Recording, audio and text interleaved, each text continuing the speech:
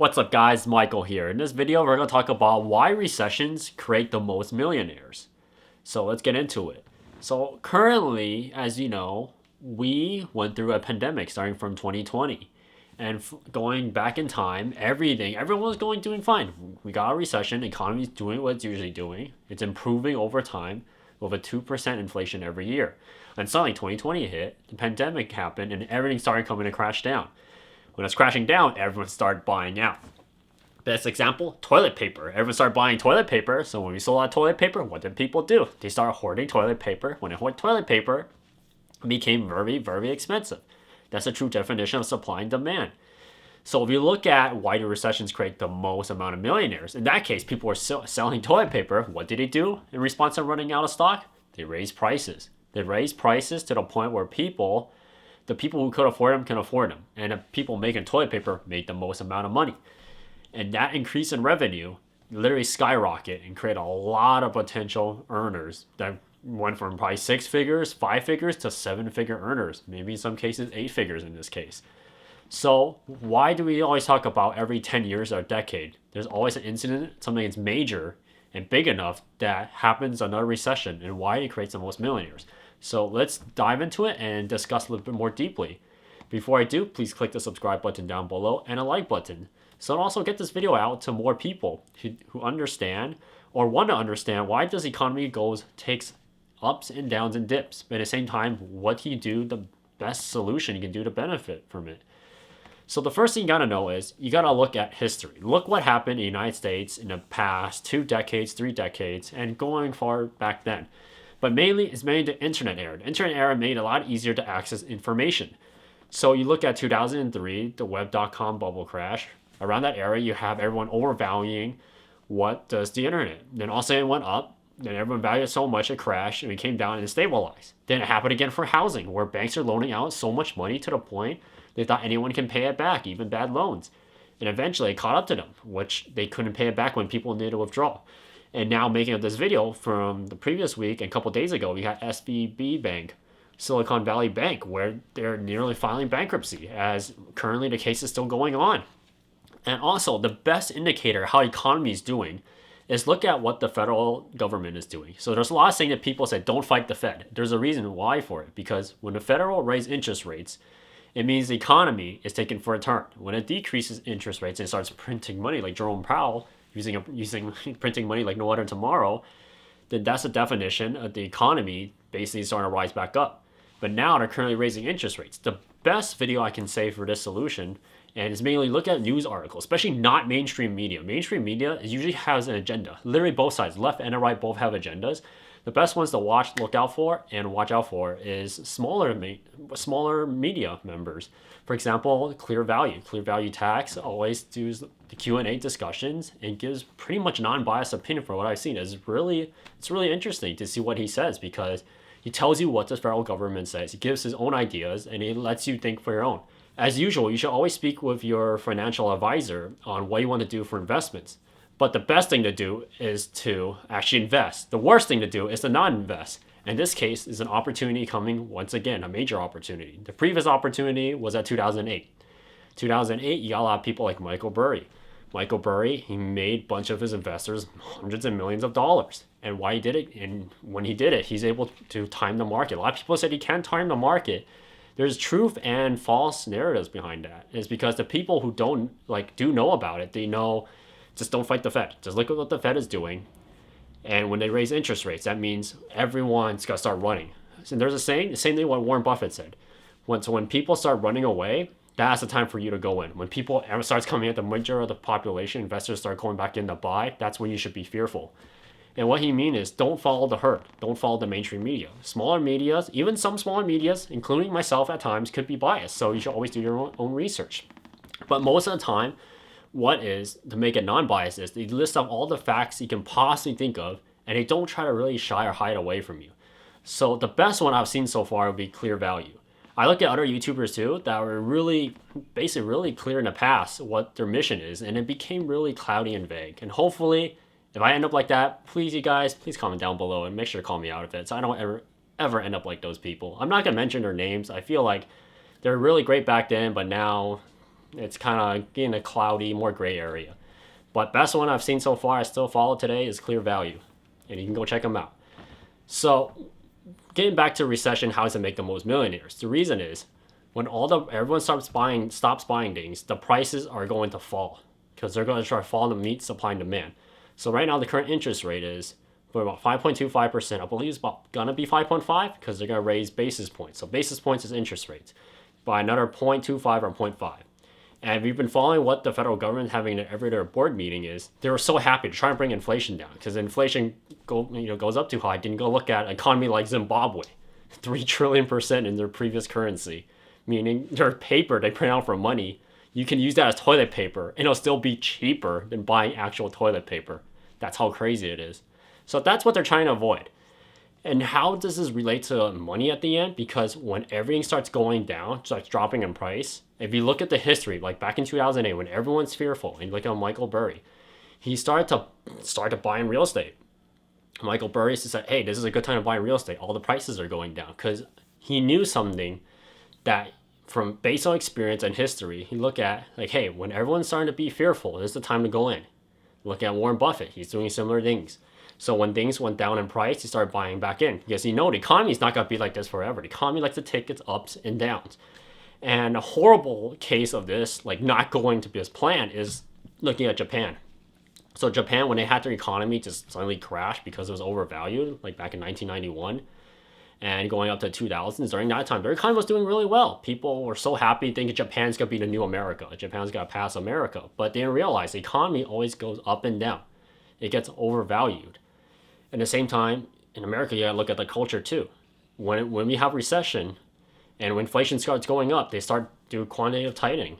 They start raising interest rates. And that is a time, I find it really interesting that a lot of people, and especially the mainstream media, tell you like this is a great time to buy in because the markets went up a little bit by like the first week or two, but at the same time doesn't really paint an overall picture. What you're looking for is an overall picture. And this breaks down to when people buy in during the recession, because they know when the prices go down, down, and down, and how far down to go when they buy in, that is the main question to answer. So that's when a lot of people buy in. The people who know this is not their first rodeo show. For example, Clear Value. Clear Value, he knows this is not his first rodeo show. So since he knows, he tries to explain to everyone. And you take that information, including myself, when I see it, it's like, I'd be skeptical of it too. That's what you do your own research. When you do your own research, you realize that mainstream media hides a lot of things. So how does it relate back to creating the most millionaires? So when the recession drops all the prices down as low as possible before the current collapse. During the time, so we look, and how does it relate to the Fed is, when you look at the interest rates, when they keep raising it, and you look at inflation, if the inflation is not going down, they're going to keep bringing it up. So you can still consistently invest. Those people are going to be fine. But the people who want to buy in from the dip, you have to follow what the federal government is doing. So it gets to the point that when they release a report every month, if the interest rate starts getting closer and closer down to 2%, you know that they might start to dial that back. But if they're not going to dial that back, and inflation report like the previous one, and it was covered by Clear Value from Brian, they realized their inflation report only dropped by 0.01%. And they expect the economy to go back to normal in 2024. That's a fat chance. We're already, for recording this video, we're already middle of March.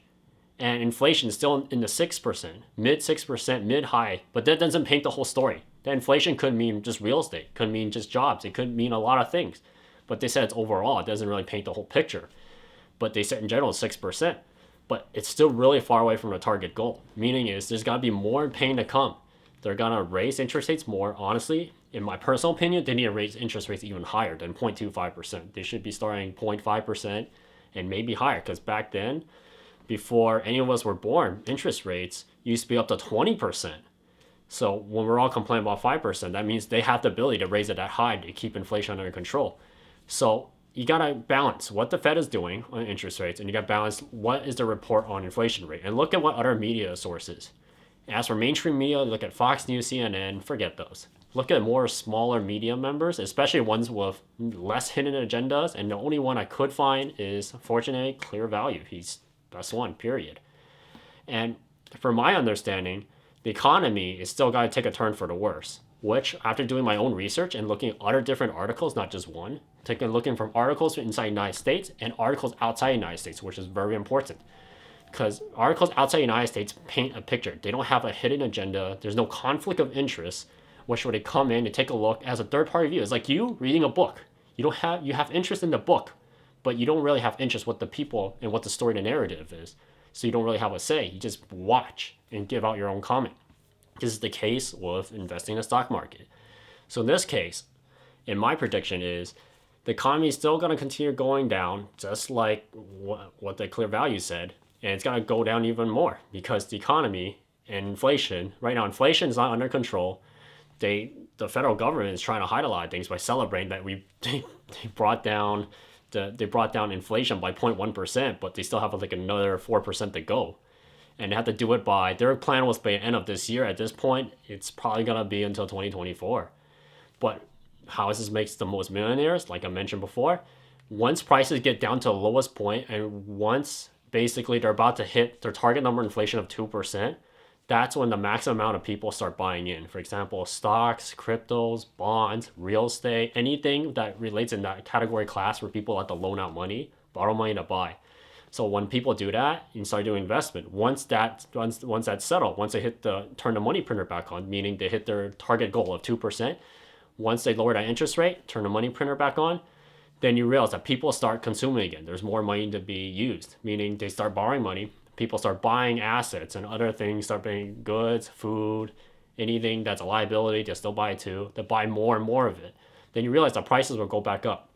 Mark my words, seeing this video and looking at what Clear Value said.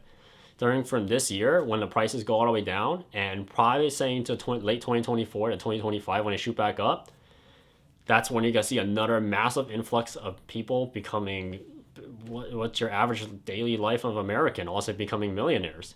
And the interesting part is, this is not the first time that has happened, but this is actually the second time in which the current generation, the modern generation with mainstream media, experienced an influx. Like you can say, yeah, there happened multiple times before, but it's not in such a grand scale. This one's a major scale. And it's to make and break. And also investing is to make and break whether or not you want to get out the financial rat race. And I see this is a perfect opportunity for people to prepare for the dip, because it's still going right now. And all you have to do is just look what the Fed is doing. If you don't want to read their articles and go through all their stuff, then look at my channel by clicking the subscribe button down below, which will update you. And also you look at Clear Value, because he's a perfect example of giving almost daily updates and what the government's doing and how the housing market and other markets are doing. It's a really amazing amount of work he puts into there. And for me, I do a summary of it and looking at other types of smaller markets and how they are doing and how it affects taxes. Taxes at the end will be another major contributor and how much money you can keep. So once, let's say you did buy into the dip, then you sell like 2026, 2027, then you make millions of dollars. You turn like a couple $1,000s, maybe $100,000, all the way up to a couple million to tens of millions. Then after you have to pay taxes, that is where you have to figure out where you can use that to your advantage. And keep in mind is what happened in 2008, it can happen to you too. If you're watching this video, make sure to click subscribe and click the bell notification icon so to notify you when I upload a new video, because I'll be covering this topic too and looking at what the federal government is doing. And make sure to check out Clear Value channel, because he does an even more in-depth job. And right now we're trying to get the word out for other people is it's not impossible to predict the market. But what is possible is to follow what the Fed is doing and just do the opposite of what majority of the population does. Don't always watch mainstream media, always do your own research. And when you come back to this video, maybe like 5-10 years from now, maybe a few years from now, maybe next year, then the people who start investing more wisely and realize the market goes up and down, especially like 2008, a lot of people say it's around every 10 years. If you miss this opportunity, it's okay, because probably, let's say in 2028, they say America's going to have another major change when the next presidency comes in. This is the time where economic change and major policy changes. And those are really interesting historical facts that we get to live through. And also, no one expects to make a lot of money from the stock market because they never really learn much how the money financial system works. And it took me a while to learn from it. And it took me a while to come out to present on YouTube. So that's why I think this recession is going to last until 2024. See you guys next time. Please click subscribe button and a like button, and I'll keep you guys updated. Peace.